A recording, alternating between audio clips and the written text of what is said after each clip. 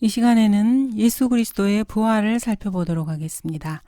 인용한 성경은 한글 킹제임스 성경입니다. 주 예수 그리스도의 인격과 사역과 관련된 그리스도인의 신앙에서 가장 중요한 부분이 바로 주님의 부활입니다. 예수 그리스도의 부활의 교리는 신약 교리의 기초이며 신약 성경에서 약 104번이 언급됩니다. 그리스도인들이 가지고 있는 믿음은 살아계신 창조주와 연관된 이 세상의 유일한 종교입니다. 부초도 죽었고 브라마도 죽었으며 마호메트도 죽었습니다. 칼 막스도 죽었고 공산주의도 물론 종교입니다. 종교를 맡는 사람은 누구나 다 예외 없이 죽었고 그들에게는 무덤이 남아 있습니다. 누구라도 그들의 뼈를 찾아낼 수 있습니다. 세상의 종교는 다 그렇습니다. 칼 막스의 유고를 가지고 있다 해도 여전히 훌륭한 공산주의자가 될 수 있습니다. 마호메트의 뼈가 발견된다 해도 여전히 이슬람교인들은 훌륭한 이슬람 교도가 될 수 있습니다. 브라마의 뼈를 찾았다 해도 열렬한 힌두교도가 될 수 있습니다. 석가모니의 뼈를 찾았다 해도 훌륭한 불교도가 될 수 있습니다. 그러나 만약 예수 그리스도의 손가락 뼈 하나라도 찾게 된다면은 결코 훌륭한 그리스도인이 될 수 없습니다. 죽었다가 부활하지 않은 그리스도, 그것은 결코 그리스도가 아니기 때문입니다. 그리스도인의 믿음의 기초가 다 허물어지는 것입니다. 그러나 죽은 자들의 부활이 없다면 그리스도도 살아나지 못하셨으리라. 만일 그리스도께서 살아나지 못하셨다면 우리가 전파하는 것도 헛것이요 너희의 믿음 또한 헛것이라. 뿐만 아니라 우리는 하나님의 거짓 증인들로 밝혀지리니 이는 우리가 하나님께서 그리스도를 살리셨다고 증거하였기 때문이라. 만일 죽은 자들이 정녕 살아나지 아니한다면 그분께서 그리스도를 살리지 아니하셨으리라. 만일 죽은 자들이 살아나지 못한다면 그리스도께서도 일으켜지지 못하셨으리라. 만일 그리스도께서 일으켜지지 못하셨다면 너희의 믿음도 헛되고 너희가 여전히 너희 죄들 가운데 있는 것이라. 그리스도께서 살아나지 못하셨다면 기독교라는 종교 자체는 무의미하게 됩니다. 그리스도인의 믿음의 근거는 그리스도인이 가지고 있는 믿음의 자랑과 영광은 바로 빈 무덤입니다. 예수님께서는 부활하셨습니다. 이 세상에서 가장 위대한 소식은 천사들이 무덤에서 일어나신 예수 그리스도를 선포할 때였습니다. 그분은 여기에 계시지 않고 살아나셨느니라. 십자가상에서 예수님께서는 다 이루었다고 외치셨습니다. 예수 그리스도께서 무덤에서 부활하지 못하셨다면 바울이 말한 대로 그리스도인들은 여전히 죄 가운데 있을 것입니다. 그리스도인들 역시 잃어버린 자였을 것입니다. 그리고 그리스도인들은 모두가 다 거짓말쟁이들이 될 것이고 하나님의 거짓 증인들이 될 것입니다. 왜냐하면 바울을 비롯한 그리스도인들은 하나님께서 그리스도를 일으키시고 부활하게 했다고 전파했기 때문입니다. 예수님께서는 죽으셨다가 3일 만에 죽은 자 가운데서 부활하실 것이라고 말씀하셨습니다. 그때부터 예수께서 자기가 예루살렘에 가야 될 것과 장로들과 선임 제사장들과 서기관들로부터 많은 고난을 받아야 될 것과 죽임을 당할 것과 셋째 날에 다시 일으켜질 것을 제자들에게 알려주기 시작하시더라. 예수님께서 부활한 것이 사실이라면 예수님은 정말로 하나님의 아들이 맞습니다. 이교도들이 가지고 있는 무속신앙이나 카톨릭의 신비 종교와는 전혀 상관없는 것입니다. 그리스 신화에 등장하는 바카스, 하데스, 오르페우스가 올라왔다는 이야기나 썩어빠진 부활의 이야기들이 세상에는 허다하지만은 이런 것들은 예수 그리스도의 부활과는 전혀 상관이 없습니다. 예수님께서 부활하신 것을 목격한 증인들이 500명이 넘고 그들이 그리스도의 부활을 증거했다는 것을 우리는 다 알고 있습니다. 이 500명의 증인들은 그리스도와 함께 먹고 마셨고 손으로 직접 예수님의 몸을 만져본 사람들이었습니다. 예수님께서 부활하신 것이야말로 예수님이 행하신 또 사도들이 행한 모든 다른 이적들이 실제로 진짜인지 가짜인지를 판별해주는 잣대입니다. 부활의 기적이 진실이라면 나머지 모든 이적 역시 믿을만하고 아주 쉽게 믿을 수 있습니다. 예수 그리스도를 믿고 있는 그리스도인들에게 이 부활의 기적은 아주 믿기 쉽고 쉬운 사건이며 전혀 문제될 것이 없습니다. 그리스도인들은 예수님을 자신의 구주로 영접했고 예수님이 그리스도인 개개인의 문제들을 다루고 계시기 때문입니다. 여러분의 신이 죽었다면 진심으로 애도를 표할 뿐입니다.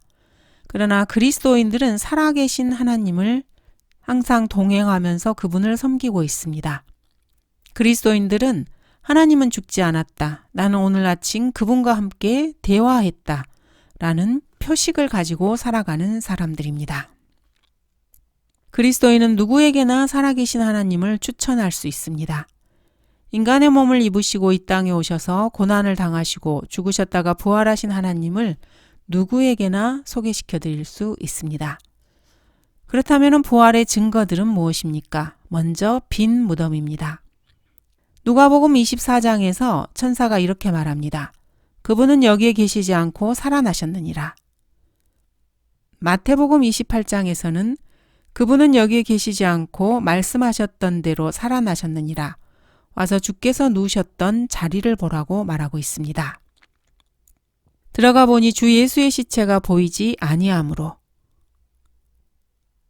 예수님이 부활하신 증거로는 이렇게 천사들의 증거가 있습니다. 누가복음 24장에서는 이렇게 기록하고 있습니다. 그들이 무서워서 땅에 엎드려 있을 때 두 사람이 말하기를 어찌하여 너희는 살아계신 분을 죽은 자들 가운데서 찾느냐? 그분은 여기에 계시지 않고 살아나셨느니라.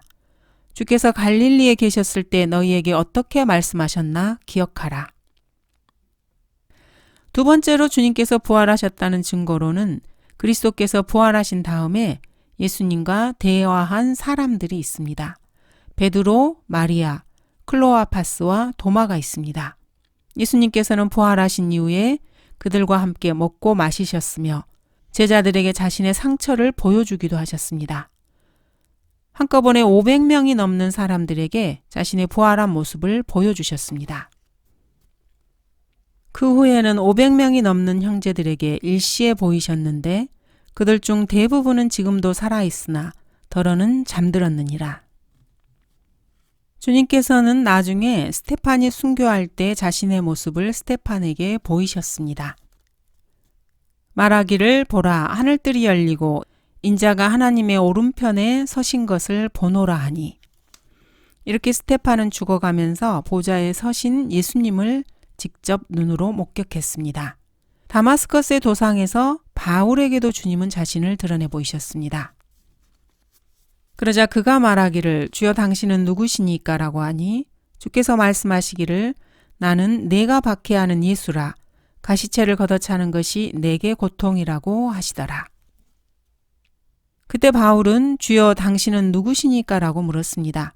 주님께서는 그에게 나는 내가 박해하는 예수라 가시체를 걷어차는 것이 내게 고통이라고 말씀하셨습니다.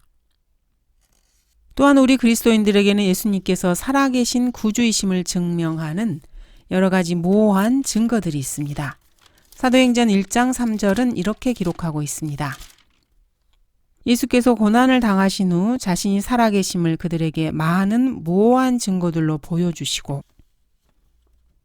현대의 배교한 역본들, 특히 NASV나 NIV에서는 모호한, 영어로는 infallible이라는 이 말을 많은으로 바꿨습니다. 그러나 정확한 표현은 여러 가지 모호한 증거입니다. 옛날에 예수 그리스도의 부활을 믿지 않는 두 변호사가 부활의 증거를 조사해달라는 부탁을 받게 되었습니다. 목사 한 분이 그들에게 마태, 마가, 누가, 요한복음에 나오는 부활의 기사를 읽게 했습니다. 그리고 바울이 회심한 것을 읽어보라고 공고해 줬습니다. 이 두 변호사는 그때부터 약 3개월간 이 두 문제를 열심히 조사해 보았습니다. 그들은 길에서도 서로서로 피해 다니면서 자신들의 연구를 거듭했습니다. 자신들이 직접 조사한 연구와 자료를 토대로 해서 예수 그리스도를 자신들의 개인적인 구주로 영접하기로 결정하게 되었습니다. 그리고 3개월 후에 둘 다 그리스도인이 되었습니다. 예수님께서 부활하셨다는 증거는 미국의 모든 법정에서도 인정을 받습니다. 미국의 법률에 따르면은 만약 증인이 증언을 하고 그 증언에 동의하면은 그 증언은 기록된 문서로 남게 됩니다. 이 문서를 분명히 반박할 수 있는 증거가 나오기까지는 취소되거나 폐기될 수가 없는 것입니다. 예수 그리스도께서 부활하신 이후로 예수 그리스도께서 죽은 자들로부터 부활하지 않았다는 결정적인 증거가 지금까지 나온 것은 아무것도 없습니다. 그러므로 미국의 현행 법정에 따르면 이 문제를 상정해도 여전히 부활은 유효합니다. 부활에 대한 여러 가지 이견들이 있습니다. 때로 그리스도의 부활과 관련해서 다양한 설을 제기하기도 합니다. 그 중에서 가장 유명한 것이 소위 말하는 기절 이론입니다. 이 기절 이론은 2, 3세기에 한때 유행하기도 했습니다. 그 외에도 신화 이론, 유령 이론, 혹은 제자들이 사기를 친 것이라는 그런 주장들이 있습니다. 이러한 이야기들이 그리스도께서 부활하신 다음 1세기 혹은 2세기 때 나온 것들이며 현재도 가끔 회자되기도 합니다. 먼저 이 사기 이론에 대해서 살펴보도록 하겠습니다. 이 사기 이론은 부활에 관한 모든 이야기가 꾸며낸 사기극이라는 것입니다. 하지만 역사와 성경을 살펴볼 때 이 이론은 단호하게 부정됩니다. 여러분이 아무리 밤을 새워가며 부활을 뒤집어 엎을 만한 이론을 만들어낸다고 해도 아무런 효과가 없을 것입니다. 2억에서 9억 명 정도의 성도들의 삶을 바꿔놓은 이야기가 거짓 이론에서 나올 것이라고 생각할 수 있습니까? 그중 적어도 2천만 명은 부활에 대한 자신들의 신앙으로 순교를 했습니다. 그렇다면 이들이 사기극을 믿느라고 죽었단 말입니까? 고문, 화형, 채찍, 온갖 박해를 사기극에 대한 믿음을 지키려고 견뎌냈다는 것입니까? 성도들이 불 가운데서 고통을 받으면서 혀가 뽑히기도 하고 참기 힘든 고문을 견뎌냈던 그 힘이 거짓 이론에서 출발했다는 것입니까? 부활이 거짓이고 사기라면은 1천만 명이 넘는 성도들이 기꺼이 자기 목숨을 내어놓으면서 승리의 창가를 부르며 죽음의 문을 넘어선 것을 어떻게 이해할 수 있겠습니까? 부활이 가짜라고 주장하는 영지주의자들, 무신론자들, 공산주의자들, 영성주의자들 역시 그들의 이론을 위해서 그렇게 죽어간 자들은 없습니다. 오늘날 초월 명상을 열렬하게 옹호하는 사람이 있다 해도 자신이 믿는 이론을 위해서 목숨을 내놓은 사람은 없습니다. 요가나 힌두교에서 승리의 창가를 부르며 죽음을 향해 나아갔다는 증거를 남긴 사람들은 없습니다. 그러나 여러분들은 바로 성경에서 이 세상이 아닌 다른 세상을 위해서 저 멀리 있는 천상을 향해서 고통과 고난을 당한 사람들의 진술을 보게 됩니다.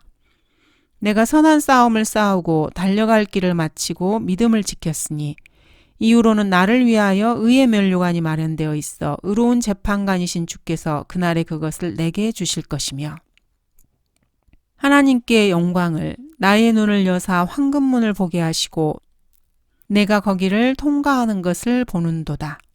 종교인들의 글에서는 이러한 고백을 찾을 수 없습니다. 내가 만족하리로다. 진실로 내가 만족하리로다. 이러한 고백 역시 이 세상에 그리스도인 말고는 할 사람이 없습니다. 예수님의 부활이 거짓이고 꾸며낸 사기라면은 그것은 인류 역사에서 가장 큰 사기이고 거짓이며 무신론과 과학, 종교, 철학, 교육이 낳은 그 어떠한 사기보다도 더 큰 사기입니다. 두 번째로 기절 이론을 주장하는 사람들도 있습니다. 예수님께서 죽은 것이 아니고 그냥 기절했다는 주장입니다.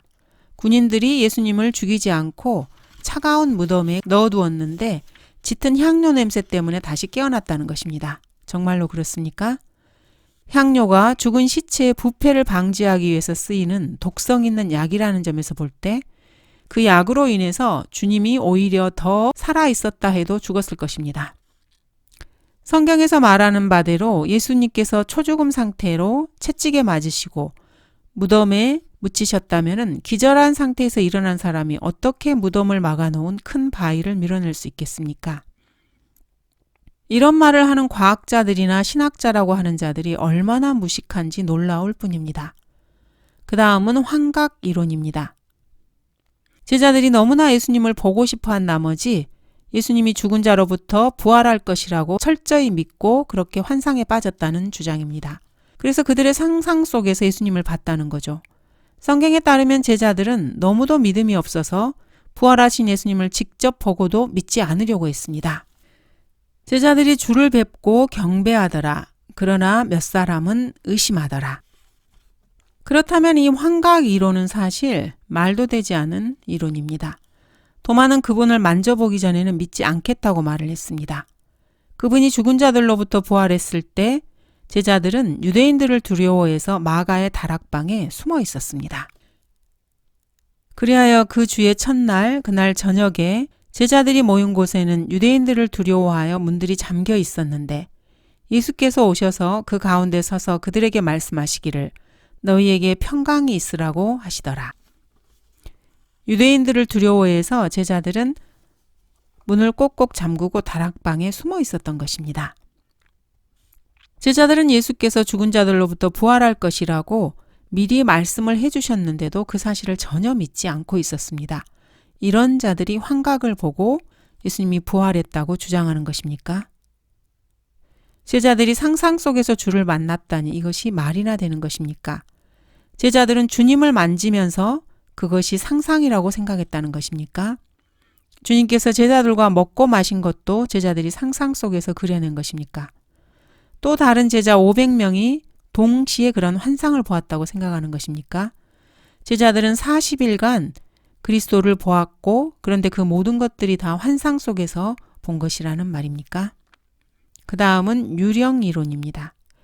제자들이 유령을 보거나 그리스도의 영이었는데 그것을 예수라고 착각했다는 것입니다. 하지만 성경은 이렇게 기록하고 있습니다. 영은 살과 뼈가 없지만 너희가 보는 바와 같이 나는 있느니라. 영은 먹고 마실 수 없습니다. 그러나 주님께서는 직접 음식을 먹고 마시셨고 제자들과 함께 하셨습니다. 심지어는 신화 이론이라는 것도 있습니다. 고대 그리스 비극에서 전래되어 온 신화적 요소들로 구성된 말도 되지 않은 이야기입니다.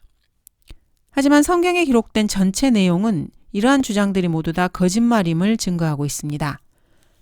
주님은 역사 속에서 실존하는 인물이셨고 이거는 역사의 기록에도 증거되어 있습니다. 주께서 살고 계시던 시대에는 고고학적 자료들로도 충분히 입증할 수 있는 많은 기록들이 가득 차 있습니다. 다른 것은 거부한다 하더라도 이런 실제 역사적 사실만은 거부하지 못할 것입니다. 그 외에도 예수님의 부활에 관한 여러 잡다한 이론들이 많이 있습니다. 어떤 사람들은 제자들이 주님의 시체를 훔쳐가서 유언비어를 퍼뜨렸다고 주장하기도 합니다. 성경을 통해서 병사들이 돈을 받고 그런 거짓말을 퍼뜨렸다는 것을 그리스도인이면 누구나 잘 알고 있습니다. 그들이 가고 있을 때 보라 경비병 몇 사람이 성읍에 들어가서 일어난 모든 일들을 선임 제사장들에게 보고하더라. 그들이 장로들과 함께 모여 의논하고 경비병들에게 많은 돈을 주면서 말하기를 너희는 그의 제자들이 밤에 와서 우리가 자는 동안 그를 훔쳐갔다고 말하라. 만일 이 말이 총독의 귀에 들어가면 우리가 그를 설득하여 너희는 안전하게 하리라고 하더라. 그러므로 그들이 돈을 받고 가르침 받은 대로 행하였으니 이 말이 오늘까지 유대인들 사이에 두루 퍼지니라. 로마 병사들이 무덤을 지키고 있는데 어떻게 해서 제자들이 시체를 훔쳐갔단 말입니까? 무덤을 지키고 서 있는 로마 병사들과 함께 죽은 시체를 훔쳐갔겠습니까? 전문 군인을 상대로 그런 일을 직업 어부들이 감행했다는 것입니까? 글쎄요. 제자들이 와서 무덤에 돌을 밀어내고 들어가서 시체를 가져가지 않았을까요? 이렇게 말하는 사람도 있습니다. 참으로 어리석은 소리입니다. 성경에 따르면은 무덤 안에는 머리맡에 시체를 쌌던 옷이 그대로 놓여 있었다고 기록되어 있습니다. 그때 그를 따라온 시몬 베드로가 와서 무덤으로 들어가 세마포 옷이 놓여 있는 것을 보니 주의 머리에 들렀던 수건은 세마포와 함께 놓여 있지 않고 그것만 한쪽에 개어져 있더라. 무장한 군인들이 지키고 서 있는 무덤에서 급하게 시체를 훔쳐 도망갔다면은 시체를 쌌던 옷을 벗겨서 다시 시체를 감은 것 같은 모습으로 만들어 놓고 갔겠습니까? 도둑이 어떤 집에 들어가서 15분 동안에 나무 밑에 놓여 있는 크리스마스 선물 포장을 뜯어서 내용물만 꺼내고 다시 15분 동안 포장을 잘 해놓고 도망가는 것을 본 적이 있습니까? 그것도 밖에서 무장한 경비병들이 서 있는데 말입니다. 그렇다면 그건 참으로 이상한 일이 아닐 수 없습니다. 빈 무덤에 대한 진짜 제대로 된 설명은 예수님께서 친히 말씀하신 대로 죽은 자들로부터 부활하신 것이라고 밖에 볼 수는 없습니다. 베드로는 하나님께서 그를 사망의 고통에서 풀어 살리셨으니 이는 그가 사망에 매여 있을 수 없었기 때문이라고 말합니다. 부활하신 예수님의 몸은 과연 어떤 몸이었을까요? 우선 그 몸은 살과 뼈를 가지고 있었습니다. 나의 손과 나의 발을 보라. 바로 나니라. 나를 만져보라. 영은 살과 뼈가 없지만 너희가 보는 바와 같이 나는 있느니라고 하시고, 예수님의 몸은 영광스러운 몸이었습니다. 그가 만물을 자신에게 복종시키는 그 능력의 역사로 인하여 우리의 천한 몸을 그분의 영광스러운 몸같이 변모시키시리라. 주님은 영광스러운 몸으로 부활하셨습니다. 예수님의 몸은 불멸의 몸이고 결코 죽지 않는 몸입니다. 그리스도께서 죽은 자들로부터 일으켜지셔서 다시는 죽지 아니하시고 사망이 더 이상 그를 주관하지 못하는 줄 우리가 아노라. 주님께서는 사망이 주관하지 못하는 몸으로 부활하셨습니다. 예수님께서 부활하신 그 몸은 영적인 몸이었습니다. 육신에 타고난 몸이 있고 또 영적인 몸이 있느니라. 예수님의 그 몸 안에는 피가 없었고 영광스런 살과 뼈만 있었습니다. 모든 육체가 다 같은 육체가 아니니 어떤 것은 사람의 육체요, 어떤 것은 짐승의 육체며 어떤 것은 물고기의 육체요, 또 어떤 것은 새의 육체라. 또한 하늘에 속한 몸들도 있고 땅에 속한 몸들도 있으나 하늘에 속한 것들의 영광이 다르고 땅에 속한 것들의 영광도 다르니라. 하나는 해의 영광이요, 또 하나는 달의 영광이며 또 다른 하나는 별들의 영광이니 이는 영광에 있어서 한 별이 다른 별과 다르기 때문이라. 이 영적인 몸은 두꺼운 벽을 통과할 수도 있었습니다. 또 마음대로 보였다가 사라질 수도 있었습니다. 그리하여 그 주의 첫날 그날 저녁에 제자들이 모인 곳에는 유대인들을 두려워하여 문들이 잠겨 있었는데 예수께서 오셔서 그 가운데 서서 그들에게 말씀하시기를 너희에게 평강이 있으라고 하시더라.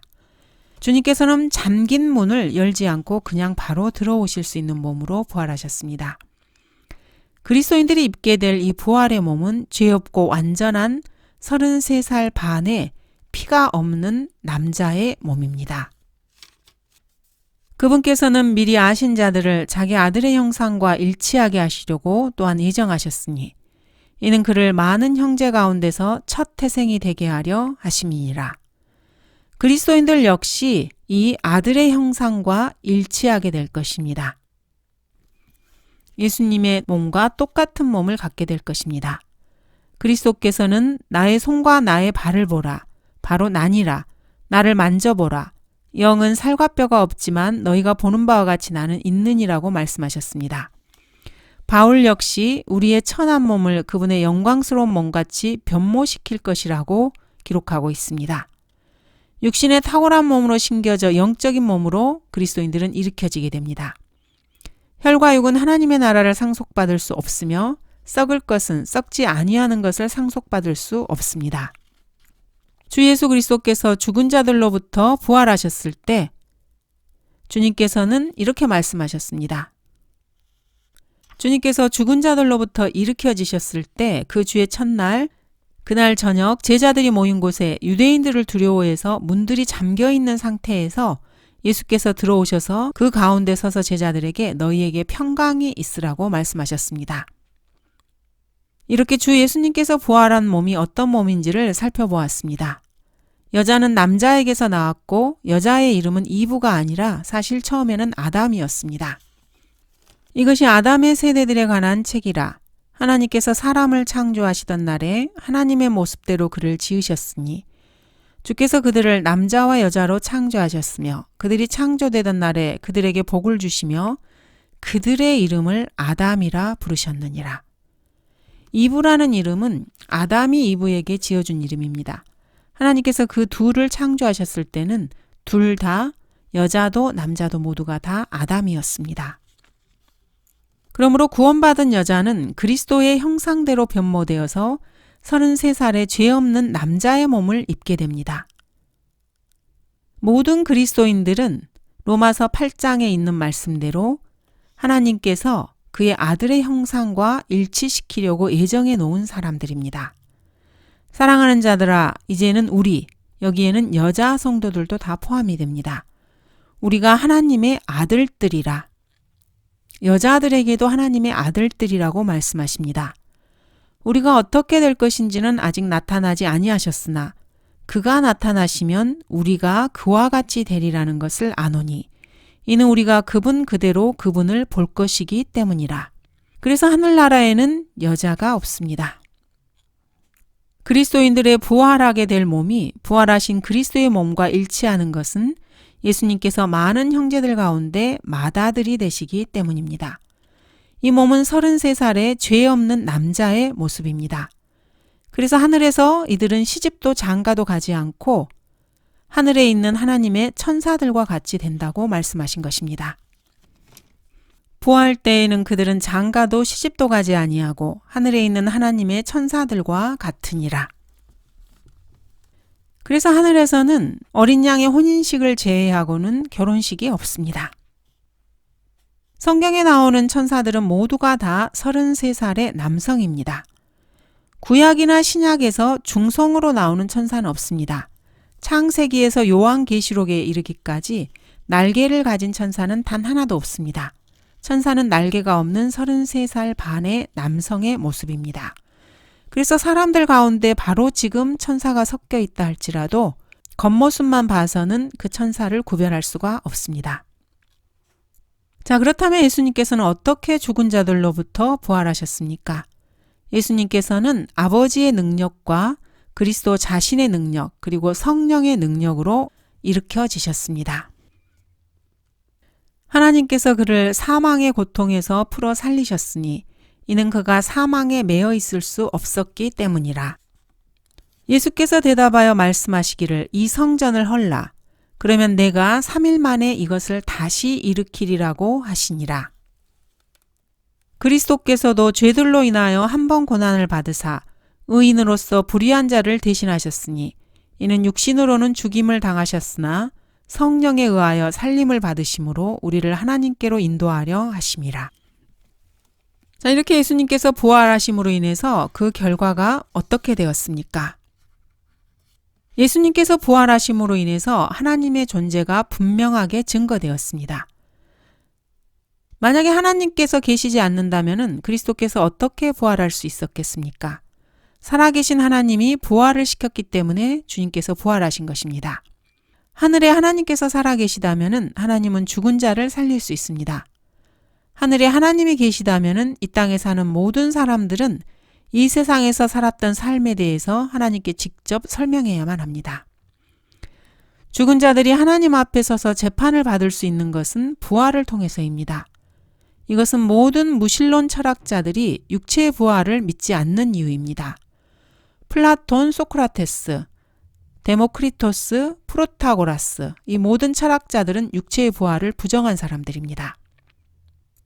이들은 자신들의 오만하고 이기적인 탐욕, 부도덕한 생활에 대해서 하나님께 설명할 자신이 없었기 때문에 그렇게 주장한 것입니다. 그래서 성경은 이렇게 말씀하고 계십니다. 그는 현명한 자들로 그들의 관계에 빠지게 하시며 주께서는 현명한 자들의 생각을 아시는데 그들의 생각은 헛된 것이라. 하나님의 지혜에 있어서는 세상이 그 지혜로 하나님을 알지 못하였기에 하나님께서 복음 전파의 어리석음으로 믿는 자들을 구원하시기를 기뻐하셨느니라. 하나님이 계시다면 심판도 있게 됩니다. 심판이 있다면 육체가 반드시 부활해야 합니다. 두 번째로 부활은 그리스도의 신성을 증명합니다. 바울은 예수 그리스도는 죽은 자들로부터 부활하여 능력으로 하나님의 아들로 선포되었다고 말했습니다. 부활은 이미 이루어진 과거의 사실이 아닙니다. 예수님께서는 십자가에 죽으실 때 구원을 이미 완성하셨고 부활하실 때 이것을 확정하셨습니다. 진정한 구원은 어떤 일을 해라. 이것이 아닙니다. 이미 이루어졌다는 사실에 기초합니다. 행위로 지옥에 가려고 노력하는 많은 사람들은 마치 하늘나라에 갈 것처럼 이 땅에서 행세를 합니다. 그러나 행위를 의지하는 사람들은 결코 구원받지 못한 사람들입니다. 심지어는 성경을 붙들고 지옥에 달려가는 사람들도 있습니다. 야고보서 2장, 사도행전 2장, 히브리서 6장을 붙들고서 하늘나라에 가려고 애쓰는 사람들은 바보 천치들입니다. 하나님의 구원과 인간의 구원에는 아주 단순한 차이가 하나 있습니다. 인간들은 스스로 의롭게 되기 위해서 애쓰는 반면에 늘 하나님이 행하신 일들을 정면으로 부정하고 배척합니다. 성경적 구원이라는 것은 여러분들이 그리스도께서 여러분을 대신해서 행하신 일들을 믿고 받아들이는 것입니다. 그리스도인은 구원을 얻기 위해서 일하는 사람들이 아닙니다. 그리스도인들은 구원에 머물기 위해서 일하는 사람도 아닙니다. 그리스도인들은 이미 구원을 받았기 때문에 하나님의 사랑에 보답하기 위해서 그 사랑의 근거에서 일하는 사람들입니다. 세 번째로 부활은 모든 사람이 부활할 것을 보장합니다. 의인은 생명의 부활로 부활하게 되고 악인은 심판의 부활을 기다리게 됩니다. 부활은 예수께서 요한복음 14장에서 내가 다시 와서라고 말씀하셨을 때 바로 이 약속을 성취하시기 이전 단계입니다. 주님의 부활의 능력은 그리스도인들이 이 세상에서 누릴 수 있는 경험이 됩니다. 바울은 그러나 우리가 이 보물을 질그릇에 가졌으니 이는 그 능력의 탁월하심이 하나님께 있는 것이지 우리에게 있는 것이 아님이라고 말했습니다. 부활하신 주 예수 그리스도께서 그리스도인들 안에서 자신의 생명을 살려내심으로써 그리스도인들이 생명의 새로움 안에서 살 수 있게 되는 것입니다.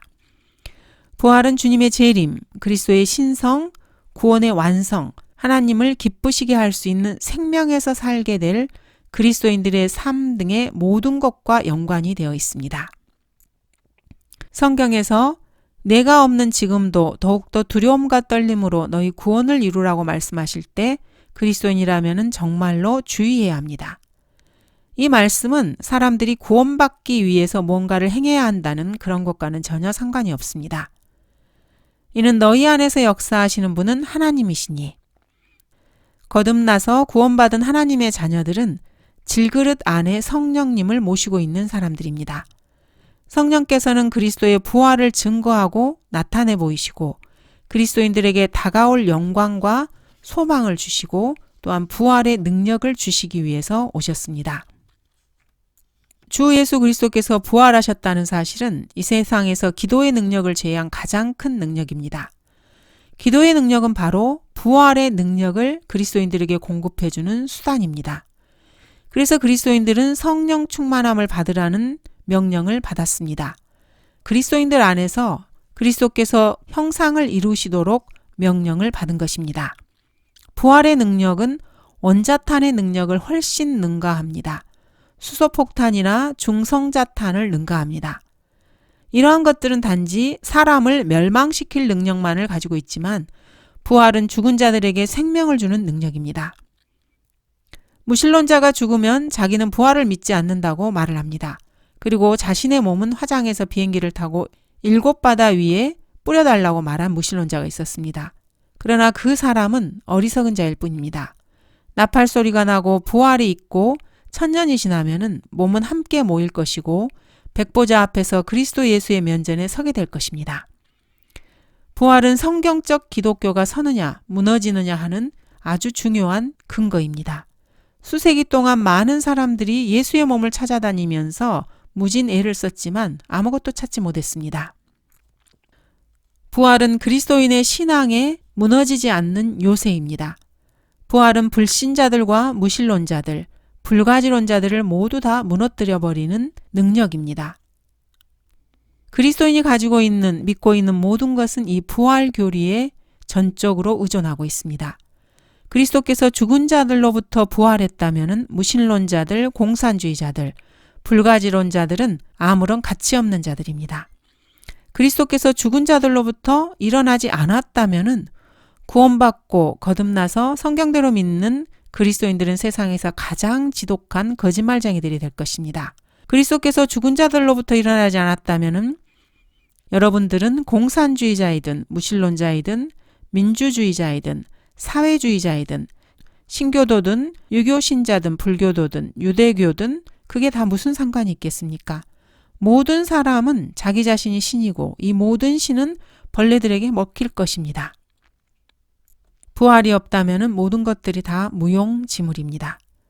그리스도가 죽은 자들로부터 부활하지 못했다면 모든 사람의 견해는 그 나름대로 일리가 있습니다. 그리스도께서 죽은 자들로부터 일어나지 못했다면 모든 종교는 다 같은 것이고 모든 사람은 자신의 도덕과 가치관을 가지고 종교를 삼으면 그뿐입니다. 이 모든 것이 부활했느냐, 부활하지 않았느냐에 달려 있습니다.